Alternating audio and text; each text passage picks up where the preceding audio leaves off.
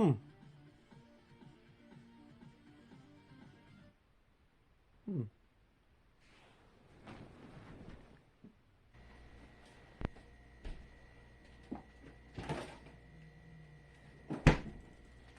Nope. The shade's not in there.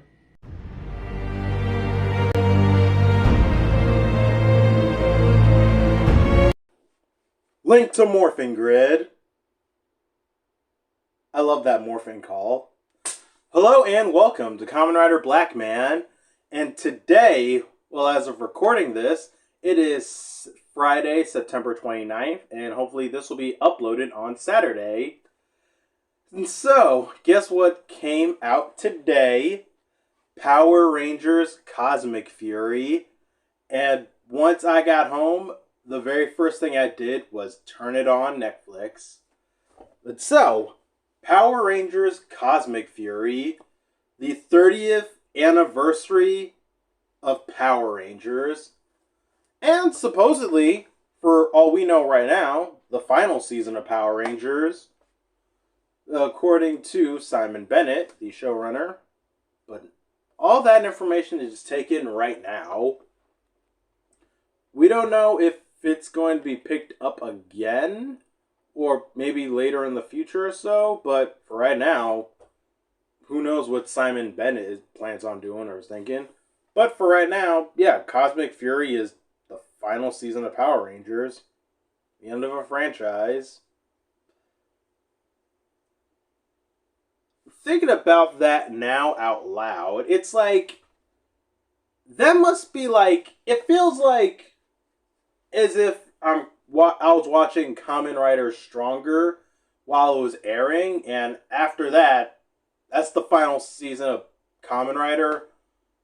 But then again, when that happened, 5 years later, Skyrider came out. Then after that, they stopped at Super 1, then randomly back again at Black. Okay, so maybe not like in the Showa era, because with Power Rangers, you just never know. But with that said, for this review, it is going to be a good, bad, and in the middle style review. And so how do I... Well, I know what I want to do. I want to start off first with the bad, because just to get all the things I didn't like and any negativity that was up in the air, that we're getting that out of the way now, huh? Where was that? Where was that? Where was that? Oh, Cosmic Fury is going to be bad, huh? Where was it? This is right. I want to read it in the comments, too, where I want to find that negativity that Cosmic Fury was getting, because people said, oh, it's going to suck, oh, it's going to be bad, before it even came out. Now what? So, anywho, let's start off first with the bad. Whew. The first episode was not good. It was, overall, it was just cringe and it was just not a good first episode.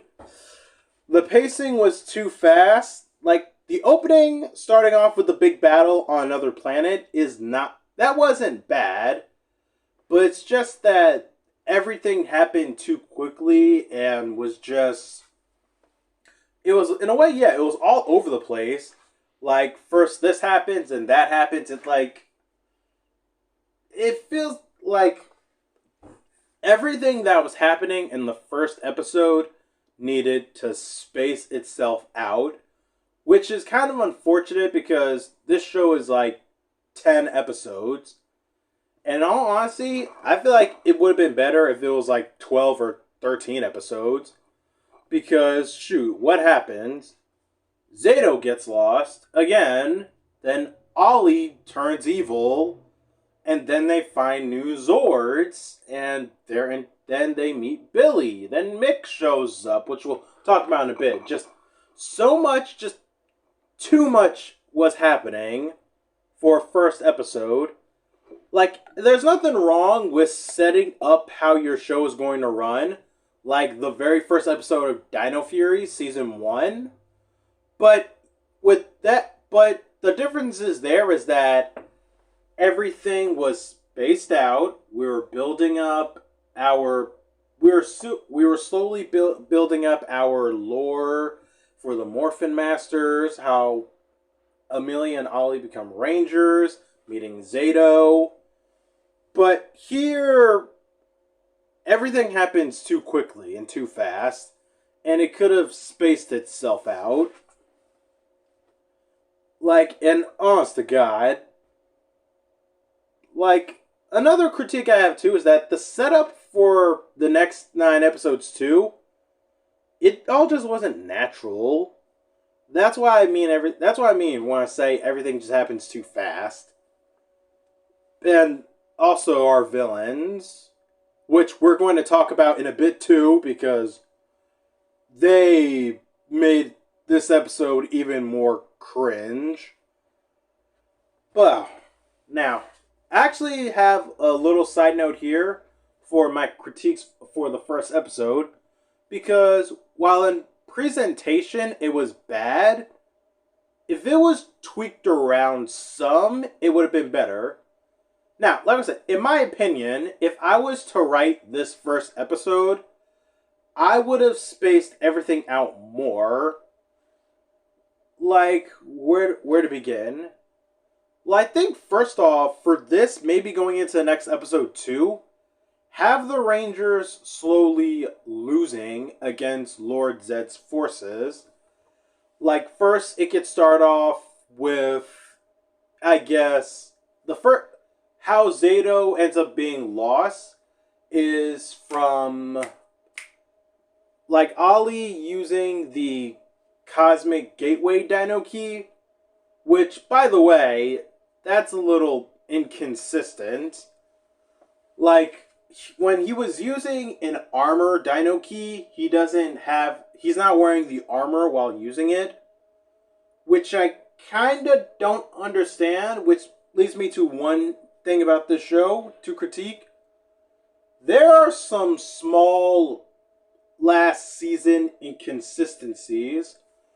Like, the Zords are gone, yet they can still use the key. Like, if they still use the keys, that's one thing, but they don't have the armor. I don't understand that. Is the armor specifically attached to the Zord for its powers, but they can still use the key? That doesn't make sense. Another thing that doesn't make sense too is that when the Rangers do lose their powers, well, when they lose their Dino Fury powers, they can still summon their Dino Fury swords and weapons. So how exactly did they lose their connection to the morphing grid if they can still summon their weapons? Even when it happened at the end of season 1, it didn't make sense to me. But yeah, I would have paced things out a bit. Maybe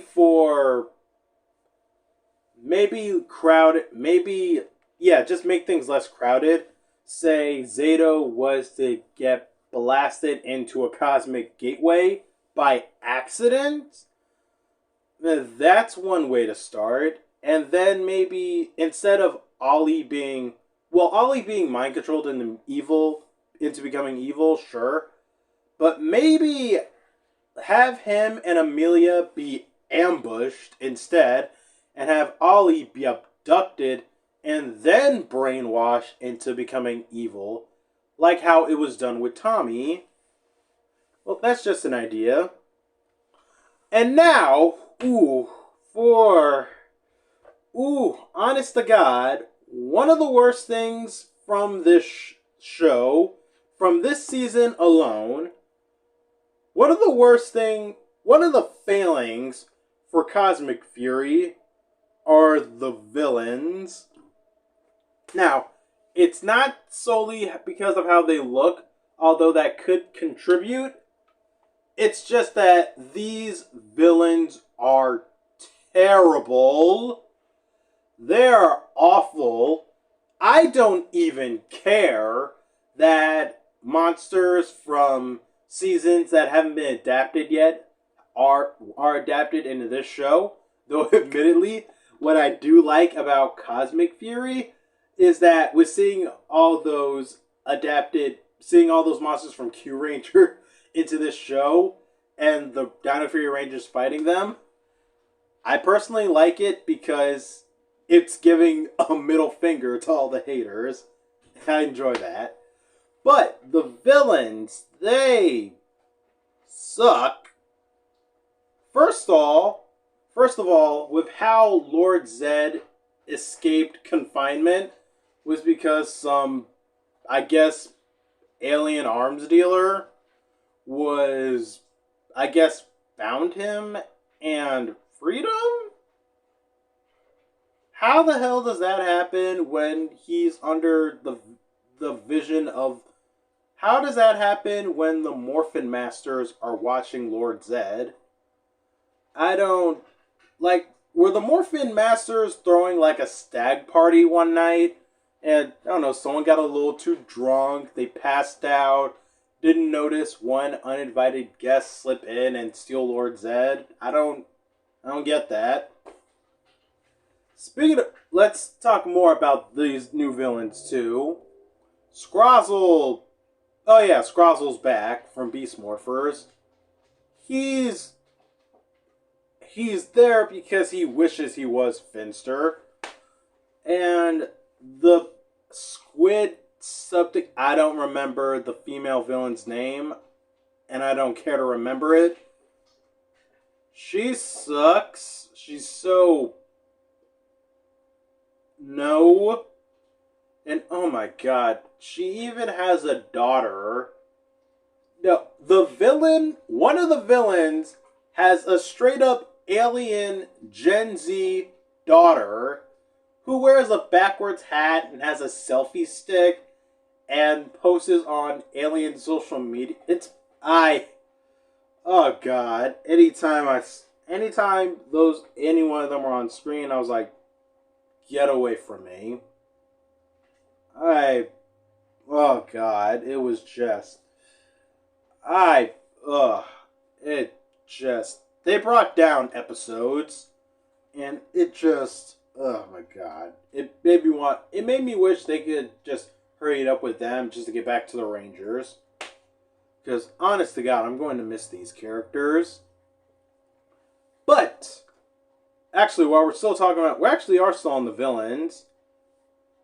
So yeah, let's get on now to our evil Ranger for the show, Ollie. He is evil for quite some time, and I love that. We don't see that often. Honest to God, the only time ever we ever see a Ranger be evil and becomes good towards the very end is with Abre Killer from Abre Ranger. But of course, the difference there being Ollie's under mind control, while Abre Killer was just evil by choice. But with Ollie, him being evil is not a bad idea in concept. It gives a personal stake for the Rangers to keep fighting and want to win. But I feel like with Ollie as a villain, I think it's everyone else around him that brought him down. Because honest to God, one of my least favorite episodes from watching Cosmic Fury has to be that one episode where they got the Cosmic Dragon Zord and Ollie came off as incompetent as everyone else on the villain side. Well, as incompetent as everyone else on the villain side. It rubbed me the wrong way because Ollie's a lot smarter than that.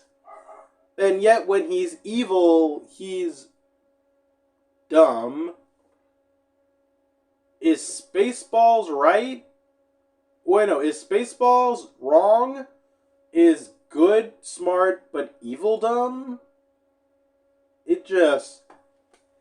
I felt bad for Ollie as a villain because, like, he, honest to God, would have been the smartest one. He would have been one of the smartest ones in Zed's army. Speaking of which, of Lord Zed himself, yeah. If there was another downside to this show too, that is unfortunately that this show unfortunately ruins Lord Zed.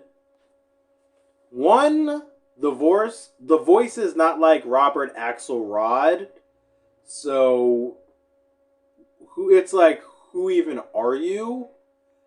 And two, Zed's supposed to be a badass, yet he comes off as not even campy, just goofy and generic. Honest to God, like, watching Sledge is like watching Galvanax from Ninja Steel, and that's not a good thing. And this is ultimately where it was a problem in the first place and a worry when they brought back Zed, because this guy, that's not Zed. Zed is more merciless and a lot more evil than how he is now in Cosmic Fury. He was honestly more threatening in Dino Fury. Like, it's something completely off, and it does not do the character justice.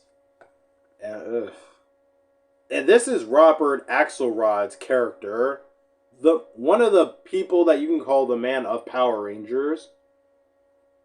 Not to bring him into this since he has passed away. Maybe my bad there, but this character, this performance is from whoever the actor is, it's just such a disservice. So, while we're at it, while we're still going on with the bad, I think I did mention Mick before. He's in this show a couple of times. That was just unnecessary. I'm sorry, this most likely is my bias. Well, not bias, my hatred for Ninja Steel talking.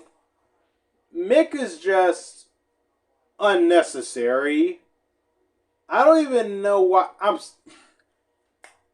This is another thing I never thought I'd say.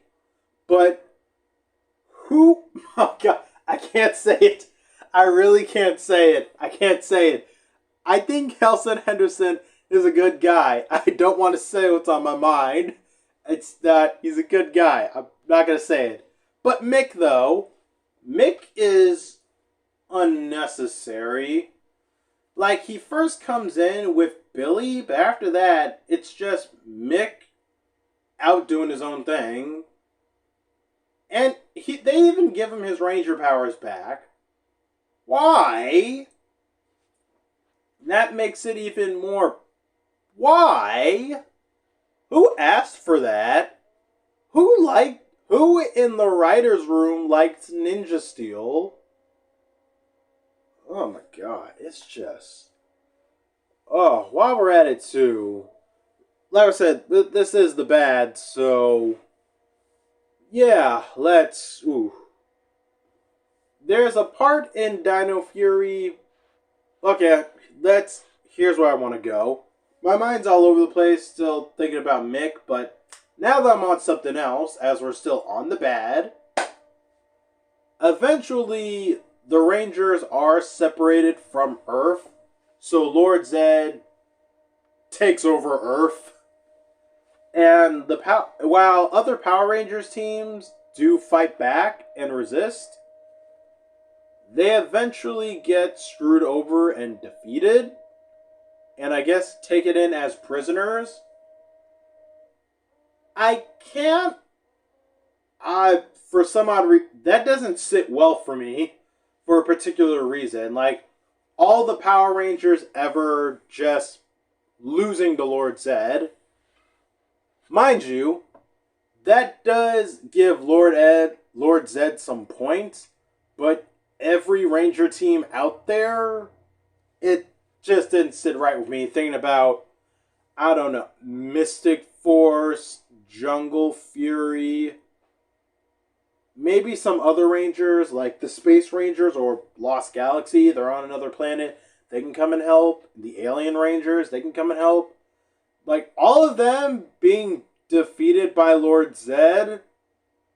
And mainly, well, to be fair, too, Lord Zed did kick up the "we're so screwed" with his new forces, but I don't. It just.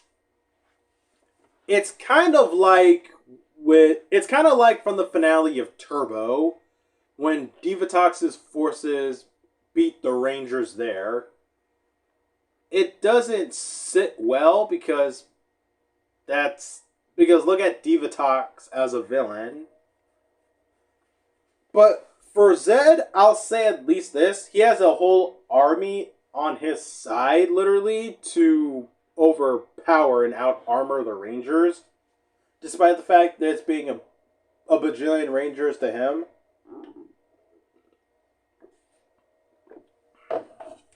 But yeah, to me, it just didn't sit right with me. Because, like, every Ranger team ever, like, everyone, even ones from an alternate dimension, they're beaten too. Which is kind of, and it's kind of weird because Zenkaiger did that. Like, all of the previous Sentais up to Cure Major, like being imprisoned in Sentai gears. They managed to pull that off well because it was more set up for the Zenkaiger team. But I don't know. Here it's just it doesn't sit well, is what I'm saying. And so, moving on. What else is on the bad? This is something that's been on my mind since last year. And I didn't think I'd see it again, but we have it again. And I take that back. I knew I was going to see it somewhere. This show displays inconsistent power levels, specifically with the Morphing Masters. Like, the Morphing Masters are omnipotent beings, defenders of the Morphing Grid. They created Power Rangers and are holy beings. Yet, for some odd reason, they're on par with Lord Zed. And not only that, a regular low-level monster could free him from their containment. And the fact that Lord Zed manages to capture all the Morphing Masters into a power machine and to make himself a Morphing Master. How strong are these guys if someone like Zed could beat them? And while adding on to it, Zed's end goal is to make himself a Morphing Master. But how strong would he really be? It's like something there doesn't make sense. No, like it really doesn't make sense. Maybe Zed is on their level, but if not,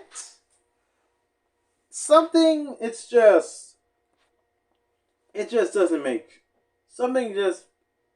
it's like something just doesn't add up. It's just, ugh. Like I said, maybe Zed and the Morphing Masters are on the same level, but who knows? You feel like with great powerful beings like the Morphing Masters, they'd be stronger than, I don't know, I guess, than literally Zed, who, yeah, is a powerful wizard, but, I don't know, Zed's been defeated for, like, years, so you think, I don't know, it's just, to me, you feel like the Morphing Masters would be a lot more powerful. Maybe a little more, a lot more powerful. But that could just be me. The villains really do bring this show down. Because this last part's just, actually, yeah, these next two things are skipping ahead to, like, the final episode. I particularly, while the Rangers do, of course, do defeat Lord Zed, because the villain's goal, I guess, outside of Zed, like the other villain's goal is to absorb Zed's energy to recreate the Z wave to destroy all good so that evil could live. And Zed ultimately is given a choice by Zato, who is basically at this point a morphing master, to either give up and don't go along with becoming his own Z-Wave, since doing so will kill him and them, or just basically die. Because yeah, with Zed becoming a Z-Wave, with Zed's energy being used to reform the Z-Wave, it will kill him. So, I don't... That's another thing that's just not right. Why would Lord Zed reason with his enemies, specifically the Power Rangers? Why would Lord Zed listen to reason? He's a conqueror. He doesn't give a shit if he dies as long as Earth is destroyed. Yeah, he'd be dead. Yeah, it would kill him, but he rather martyred himself than his enemies live. It's like that was just completely out of character. And just so honest to God, the Rangers were better off either killing Zed or imprisoning him again. But then again, the Morphin Masters were caught too, so their only option would be to destroy him.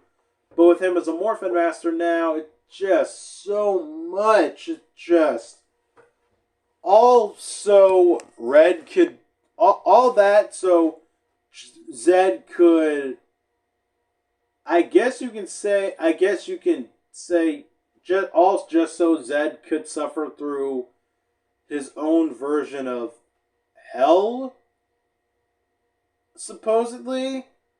Like, how they beat him is that they take him to this one planet where both Zato and Ion were on before, and it's a planet of illusions, and if you don't break through the illusions, you'll never leave. And apparently, Lord Zed's illusion is being in hell, and by that I mean being married to Rita and treated like a servant. This is a man who's taken out 2 planets, and he's talked down from destroying the world. Mind you, Zato does trick him, but what? Like, why even bring back Lord Zed if he was going to be a joke? Literally, like, why bring him back if he was going to be a joke? I don't even feel threatened by Lord Zed after this. During the show, I will admit, I did feel that tension of desperation and what's going to happen next. But literally, with that last thing, that last scene of Lord Zed, the Emperor of Evil, seeing him being annoyed with his wife, and that's apparently what he'll deal with for all eternity. Why, like, with that character, why did you waste my time? Why did you waste my time with him? Why did you waste the audience's time with Lord Zed if you're just gonna make him a mook? Like, that was just... Why would you do that? You could have... It's just distasteful. And once again, just a disservice. But last thing that's in the bad, one thing that I'm just gonna say, the last thing that's in the bad, I what I really don't like and don't want to come into fruition is Zordon potentially being alive and somewhere out there after all these years, after supposedly being killed by Andros so that he would sacrifice his energy and his life force to save the universe. Like, that would be such a retcon that I feel like that would piss people off. Like, to me, yeah, I feel like that would just piss people off. Just. And besides, if once and always has taught us anything, it's that to leave the dead alone. Just leave the dead alone. We don't need to bring back, we don't need to bring back characters whose stories are over. Leave them be. Let's move forward. Like, you're not Beast Morphers. Beast Morphers managed to do it right because Venjex's story technically wasn't over because he was still alive. That's the only show that could ever and manage to do it right. This show, not so much.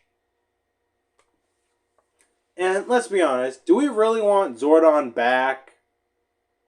Like, I like Zordon, I do, but it's been how many years since he's been on screen, and so much has happened. It's like, we've been doing pretty fine without him. Like, we're good to leave the character alone, is what I'm saying. That's really all I'm saying. So now we're in the middle. This part's going to be short. It's mainly talking about the aesthetics. We've talked about these suits before, and now seeing them in motion, they're 50-50. I love the helmets. I flat out love the helmets. Black's is my favorite, and out of all the suits, Black's is also my favorites. But head down, the suits are... they could be better, but I love the details. Like, the silver on the collar, I like that, and I like how they differentiate that for the men and women. But I guess you could say the short type of... I don't know if I'd say a breastplate, but the upper chest armor there, that leaves the suit a lot to desire, if only because after that it's just all blank color going down. Like, I feel like it would be better if that was a bit bigger and kind of like around the same size as Tommy's dragon shield, taking up the good majority of the chest. Because if they had that, these suits would honestly look a lot better. And while we're at it too, let's actually talk about the Zenith Ranger's costume. Champagne was... that color was a choice. Like, of all colors, sometimes even thinking about that suit, it looks close to gray. But wow, Champagne. I feel so neutral about that color because it's a really pale champagne. The cape's not bad, it's just all the color. And I don't know, maybe that's done to be a bit more mystical, but wow. Also, Billy, why did you add a cape to... oh wait, I forgot, Billy. These powers are linked to the morphing grid. Billy didn't design them. That's my fault. Anywho, Zenith Ranger could be worse. But yeah, these suits are, all in all, the suits could be worse. They just need to get rid of the abs and enlarge the upper chest armor, per se. And while we're at it, this team also has individual weapons, to which all look fine. Once again, Black's is my favorites, because that Stego Spike it's basically the closest thing to a battle axe or warhammer. Well, I take that back. The Ankylo hammer is an actual warhammer. The Stego Spike is literally the closest thing to, like, yeah, a mace or battle axe.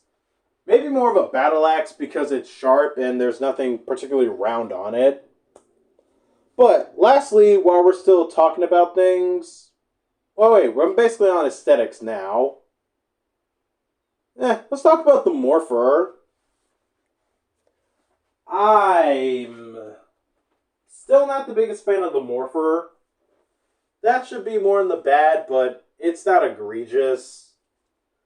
The Morphers, it's kind of like the head, the T-Rex head of the Chroma Fury Saber, but I don't know, kind of doesn't do it for me. Also, another thing I could live without is how they present their cosmic orbs by doing that trick with them. That just took up screen time, and I could have. It was. I don't feel like it was necessary for them to do that every episode, or at least every time. And now, finally, we are on to the good. Because, in all honesty, I like this show. I really liked this season. And I don't even know where to start. Do I want to go to the character analysis first? Or oh my god, it's so hard to say. I don't know what to think. Like, I'm thinking, do I want to do the character analysis first or go to... No, what? Fuck it. I'll save the character analysis for last because there's so much to talk about that's in the good. So we might as well save the characters for last because, honest to God, they are what I'm going to miss the most about this show.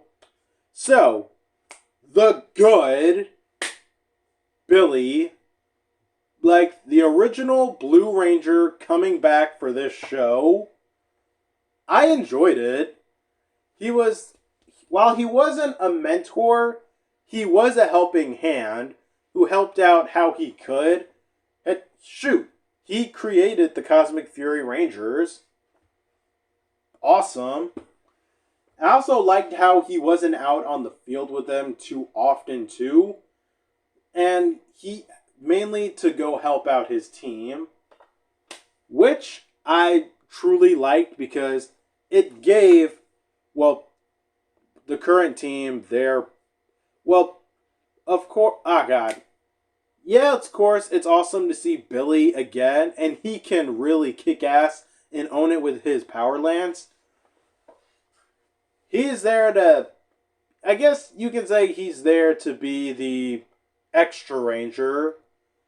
He can show up when he needs them, but when not, he's busy liberating Earth with his team.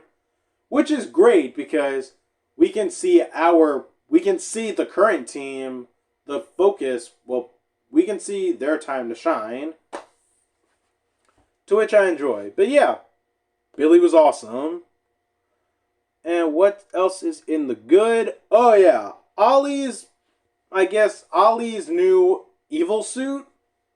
That suit does look good. I really like how that cloak can go down some. And his helmet, I really like that helmet. The new parts to the helmet. Instead of silver, like the knight, I guess, the silver lining is a really dark gray. Horn on top, he looks evil, and it's awesome. But yeah, I do like that suit.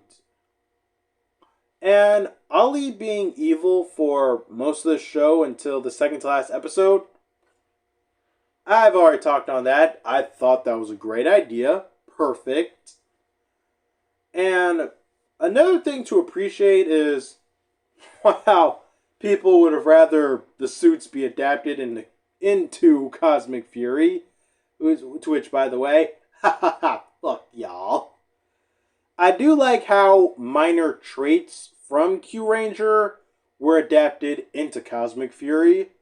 And it's nice with how it expands our character stories.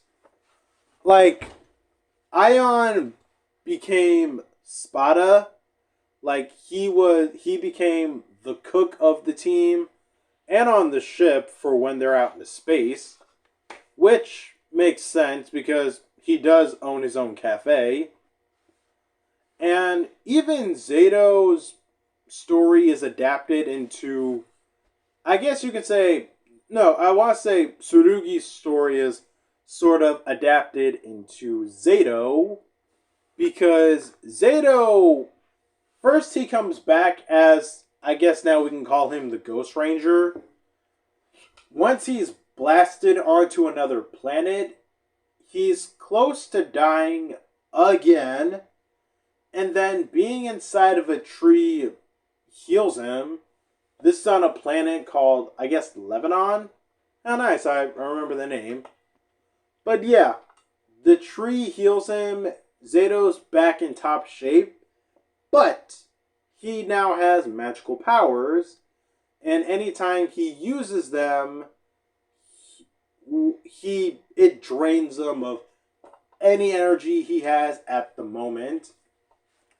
And if he uses up all his magic, he won't die, but he will be reinconstituted back into the morphing grid, which is how he'll then reincarnate into a morphing master. I really like that storyline. Because they treated it like before knowing about the being reincarnated into a morphin master, yeah, they treated it like death because if Zato did use up all his powers, he was going to die. And honest to God, oh my God, it's just it's good. It makes me sad, but it also it also works for his character.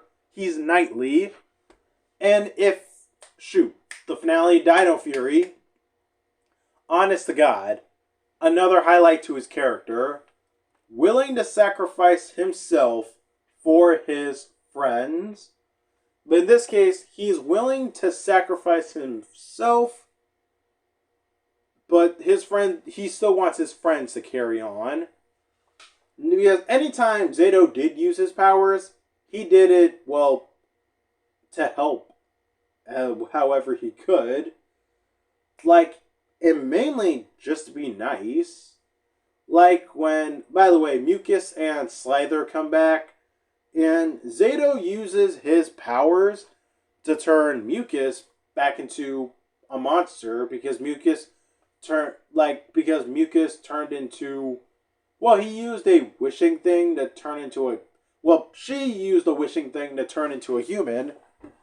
But seeing how distressed Mucus was and how unhappy she was that she was human and not a monster, Zato kindly used his magic to turn her back to a monster because that's who she is. That's who she is. That's how she feels most comfortable as. And yeah, basically that. Though admittedly it is kind of weird that Mucus just used something to wish herself into becoming human, concerning the fact that can't Mucus shapeshift? weird, but anywho, it just shows that Zato's kind and modest, but mostly kind. And another example, I guess, minor trait from Q Ranger into Cosmic Fury is, I guess you could say, Stinger was adapted into Heckle, who comes back as not the Talon Ranger, but the Dark Ranger, and plays, I guess, Infiltrator, because Heckle was, which by the way, Heckle is only there for I think an episode, and he's there to just spy on Zed's army and infiltrate through dating the daughter. We all got a job to do sometimes, alright? Try watching Law and Order Organized Crime. Alright? It's just, infiltrating is not easy or fun. Oof. But yeah, those aspects like that adapted into Cosmic Fury, I thought they were pretty good. And while we're at it too, with Q Ranger, I will say this. By the end, I didn't mind how many Zords were actually adapted from Q Ranger, because it felt a lot more, well, it didn't feel natural at first, but eventually it did. Well, okay, let me rephrase what I want to say. By the end, I didn't mind how many Zords were adapted from Q Ranger, because naturally, any more and things would have been too much for too many. The very last Zord that was adapted was Ryu Voyager, Ryu Commander Zord, and that's fine. Ho-Oh Soldier Zord wasn't adapted, nor the Orion Battleship, and that's frankly just fine. Because any more, and it would have been any more, and it just would have made things a bit too crowded. And at the most, too, the stock footage they used was minimal at best, because of course it was just the Zords, and all the scenes were Kureno fighting against minions. And frankly, that's all they needed, because there are no monsters of the week in this show. And for 11 Zords used by 6 or 7 people, if you include Billy, it was a better option than having a Ranger assigned to a Zord. Except for Amelia, because of course she's going to pilot the Lion Zord. And so it's much better having, say, Ion be Gold and driving a bird than just making all the other Zords auxiliary Zords. Which in the Cosmic Fury Zords backstories, they're not auxiliary Zords. And so, another thing to talk about before getting into the character analysis. Another thing in the show that's a complete highlight, that there are episodes, eventually, somewhere in, I think by, episode 2 or 3, possibly episode 2, the Rangers are almost defeated, and they teleport their base out in space. So for a couple of episodes, we're out on other planets and not just Earth. And hell, I like how far they actually are from Earth, and that they have to make it back, because by the time they make it back, Lord Zed's taken over the planet, and admittedly, Q Ranger's story is adapted into this, because once the Rangers get back to Earth, There's a resistance even fight opposing Lord Zed. And alright, by that time too, they didn't miss too much, but a bit much. Which honestly is perfect. Because before making it back to Earth to bring it on home, we have to go to other planets. We gotta find Zato, try to free Ollie, and yeah, just we gotta fight to make our way back home. And so, with all that said, that was just fun. All that right there was just fun. So, let's now get into the character analysis. Let's start off with the biggest highlight of this show. The Pink Ranger turned Red Ranger, Amelia Jones. Amelia was, honest to God, the best character in this show. I loved her as the Red Ranger because straight up from the jump, she took over and took lead.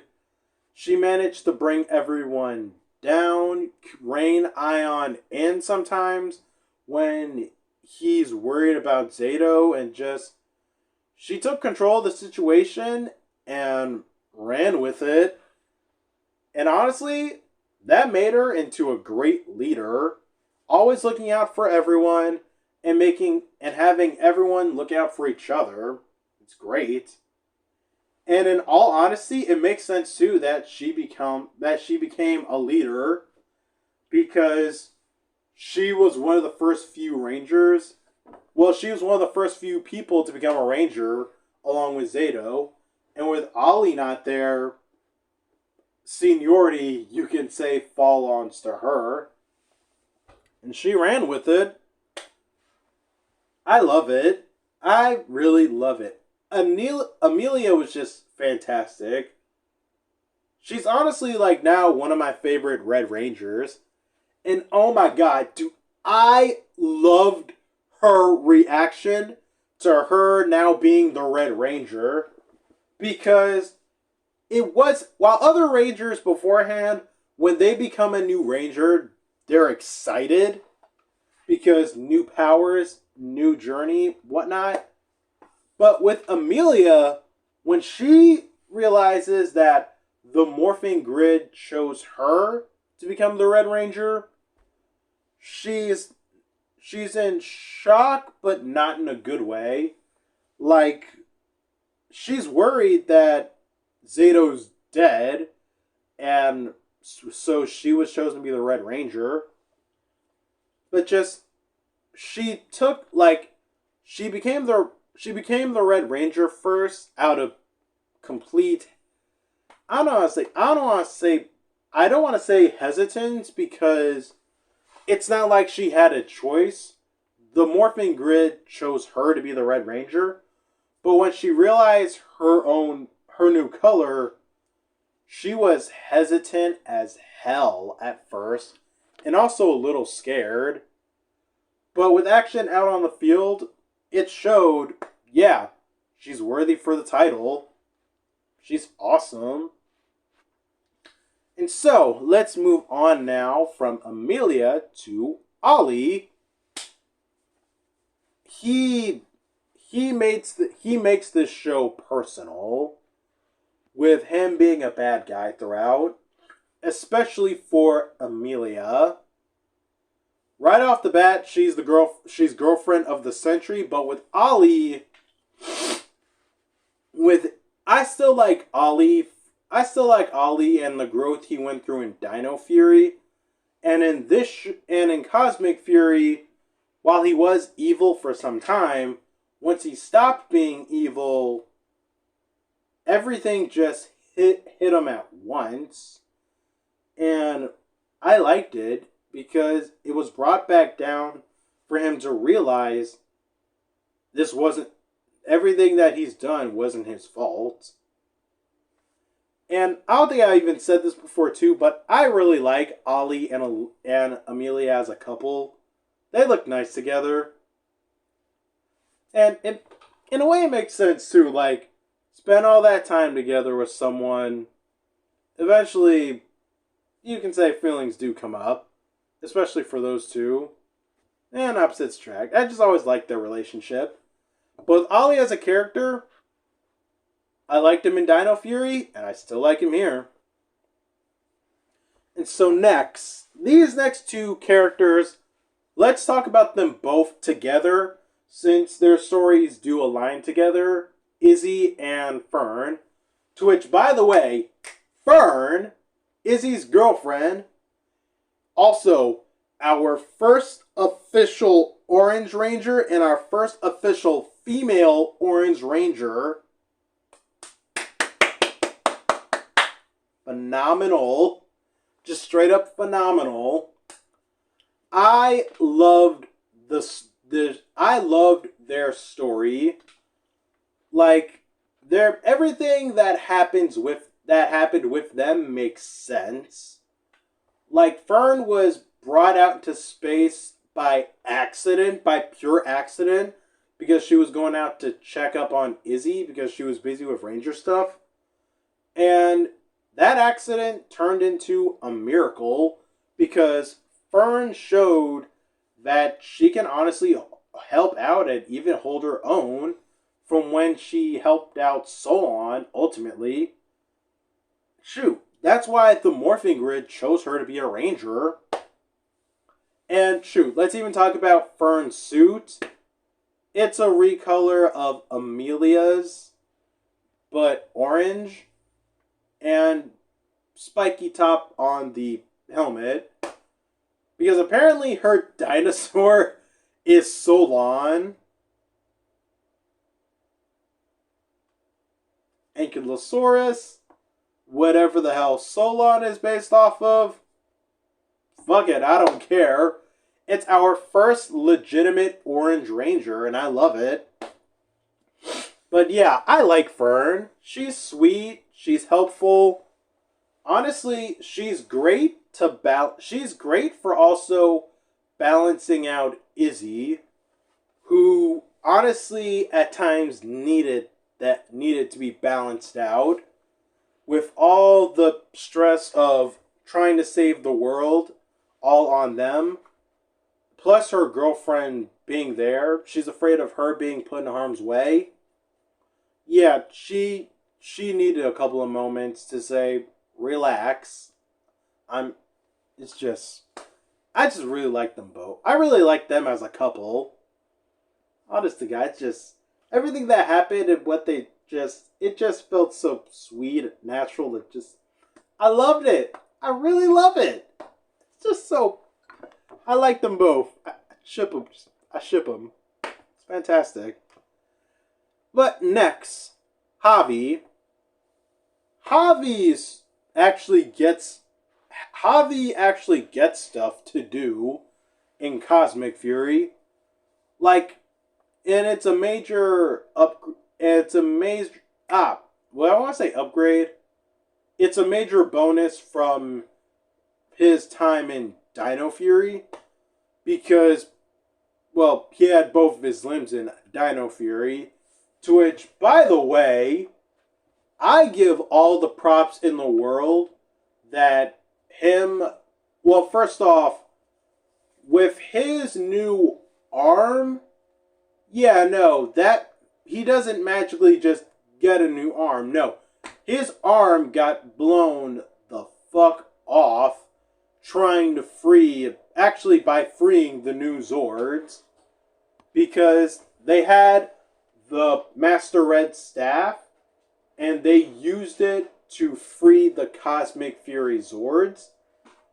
And apparently, doing that was powerful enough to take off his arm. This happens in, like, the first episode, too. So, like, between the villains being cringe and now just seeing this dude lose his arm, it's like, what the fuck with Tone? What the fuck is up with Tone? You can't just have a monster say, yes, queen, and then show someone basically being amputated. Well, I will say, I do like how once Billy gave him a robotic arm, he had to learn how to adjust with it. And he didn't get it right away, and not even in the first or second episode. I will give this show that. But yeah, Javi was still Javi. Well, now with the new arm, which actually did fit his suit. Honestly, out of all the Cosmic Fury Ranger suits, Black's is my favorite. Which makes sense because Dino Fury Black's suit is also my favorite. But, actually, most of my favorite things from the Dino Fury look, from weapons to suit, yeah, it's all from Javi. Anywho, with Javi, the character, I still like him. He's still a great big brother. He comes up with clever ideas. He's still awesome. Yeah, he's still a solid musician, and I guess Earth is now a bit more, could be seen as a bit more futuristic. I guess. Yeah, you have a musician with like a robot arm now, so as futuristic as Q Ranger probably got, or less. But next, Javi's awesome. So, Ion. I liked Ion. He was, once again, Ion was like one of my favorite characters from Dino Fury, and he's still one of my favorite characters here. It's like, he's really the little brother of the group, and it shows with how much, it shows from his relationship with Zato. They really, in this show, they really do come off like big brother, little brother. And I really appreciate it. With how much he's worried about him, with how he's always worried about him.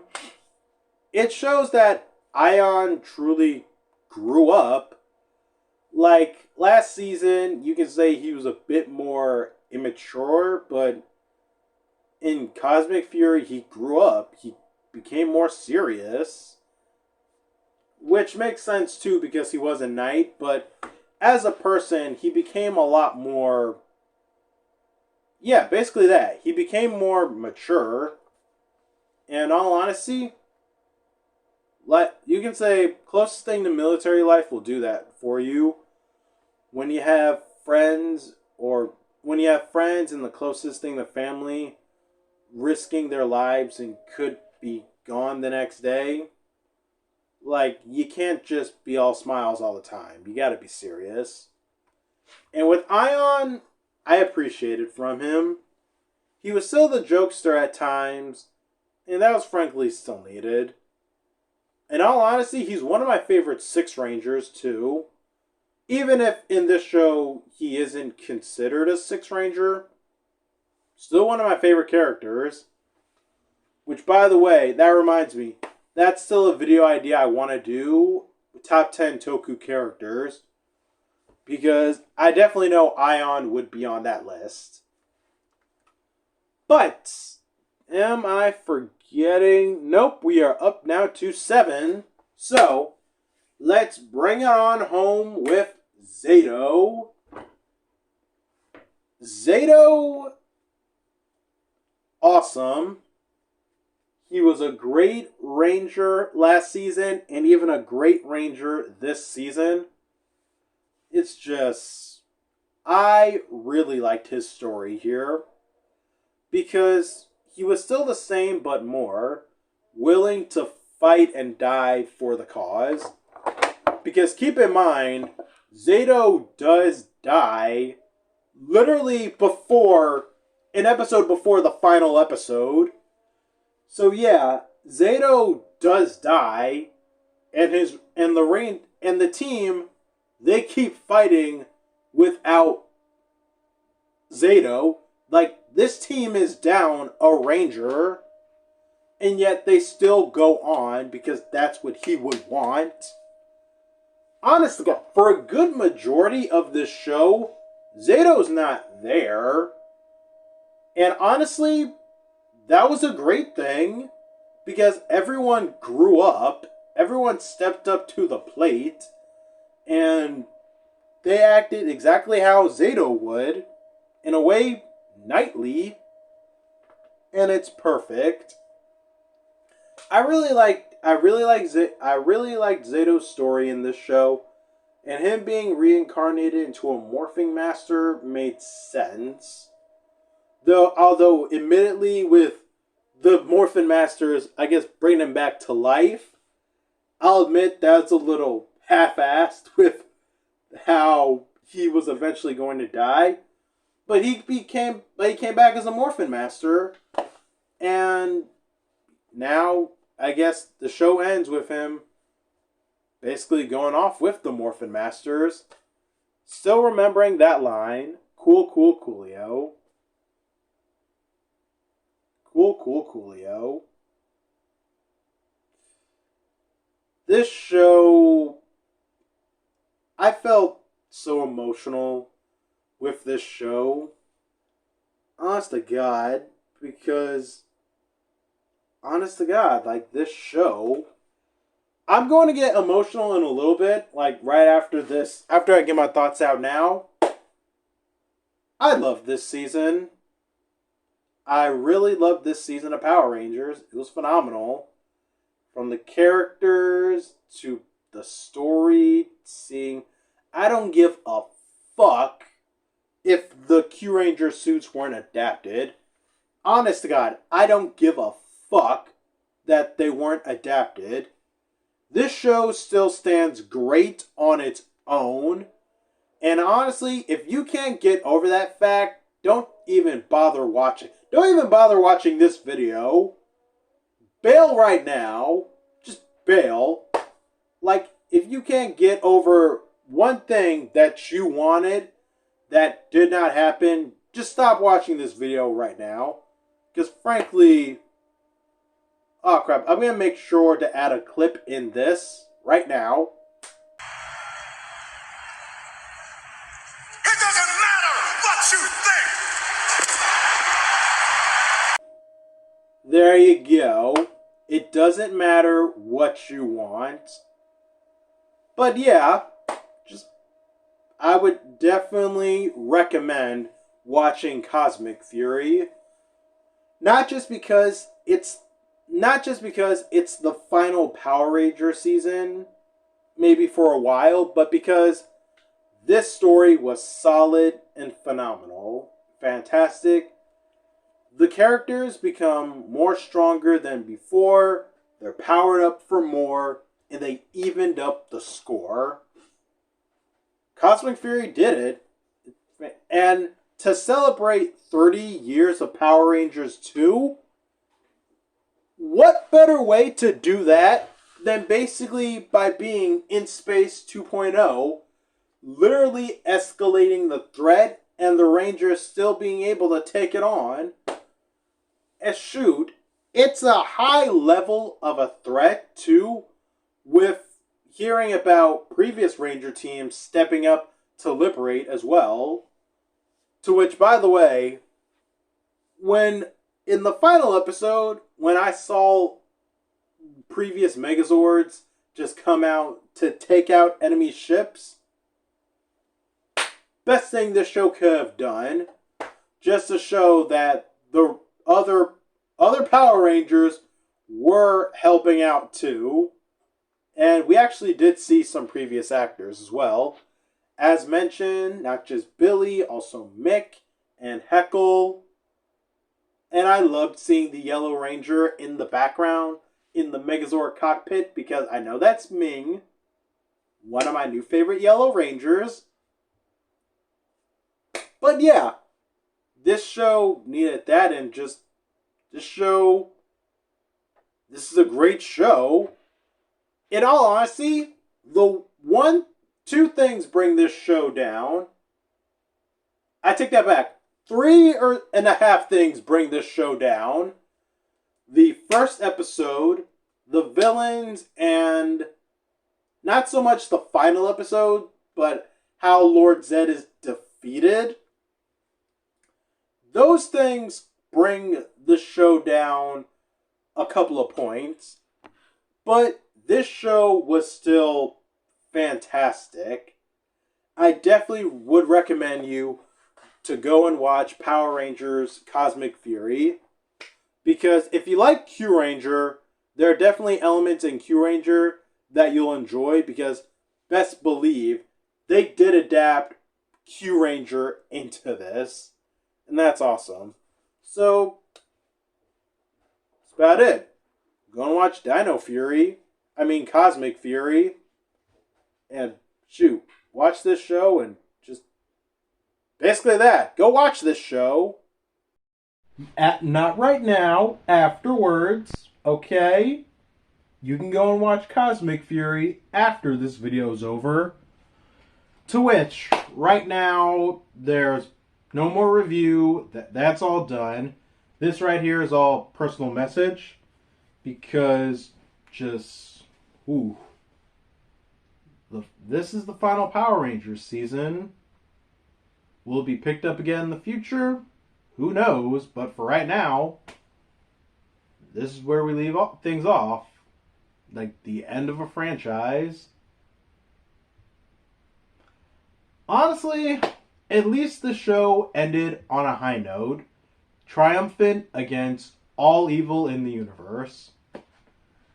In all honesty, to me, it's much more than that. To me, Power Rangers isn't just a kid's show that's been going on for 30 years. Like, shoot, I'm not even as old as the show. I'm 24. Yet, this is, for some odd reason, a show that I've digged since I was a little kid. And even growing up now, I still like things similar to it. Like, it's straight up where it came from. Super Sentai and even KamenRider and even other Toku shows. Tokusatsu as a genre is definitely influential with its characters and its storytelling on how people shape up to be. Because with this show, with Power Rangers, you at least learn things like how to be a good person and knowing right from wrong. But with Tokusatsu, you get shows like KamenRider Kuga, where you see someone be the most positive person in the world, and no matter what they're going, and no matter what's going on with them, they still be positive, not just for others, but for themselves. And that makes someone like me feel good inside. Like seeing any type of person, either fictional or not fictional, be selfless and just show themselves as a good person. That means, in all honesty, that means the world to me. Because weirdly enough, I like genuine positivity. And for a show like Power Rangers, you get genuine positivity from there. And for as much flack as it gets over the years for people trying to downgrade it and just say it's just a kid's show, it's honest to God more than that. This is the same kid's show that had a season basically about the apocalypse. This is a kid's show that did not mind touching on death multiple times. This is a kid's show that literally had a special come out this year on Netflix showing one of its original characters die. In all honesty, Power Rangers, to me, it's not just a kid's show. It's so much more than that. And in most cases, it does treat itself as more than that. Stories can be more sophisticated, more mature, not just for kids, but even anyone of any age could watch and honestly enjoy for its own entertainment. But not just with Power Rangers, with other shows too. Once again, like Super Sentai and Kamen Rider. But Power Rangers, for the last few years, it's like it's been stuck in a bubble of this is for kids, so why write up to its audience, just write down to it instead. But that's not the actual case. And I know it's not the case because of the last two shows, Beast Morphers and Dino Fury, and I was right. That's still not the case here with Cosmic Fury. And with this show, with this franchise now coming to an end, at least I can say it did give it its all and it had a true run. For 30 whole years, year after year, we've had multiple shows with heroes in spandex fight evil to save the world. But do more than that. It showed characters be true, modest, and honest to God, go through their own struggles and troubles and come out of it as better people. And that's what kid shows like these do. That's what kid shows in general do. They shape young minds to become good people in the future. And in all honesty, that's what Power Rangers has done for me.